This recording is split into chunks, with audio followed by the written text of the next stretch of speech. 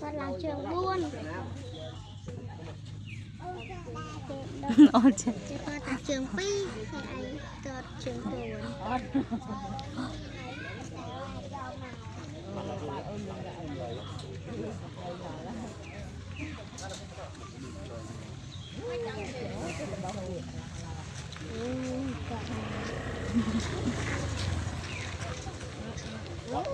Từ rồi. Chết đây. Chết đây ta hay Xuân Ninh vậy. Ở bên ai bên Xuân Ninh nè. Ở bên mơ bên lên ba mặt thế nữa, bùng lên ba. Ba là nó ta gọi.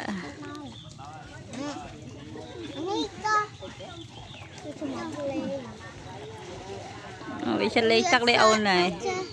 Vậy ông khen tầm lấy khai cây do cho mỏ nó. Nó bây giờ cho mỏ từ ta nữa coi nhá cho mỏ. Ê, bật không?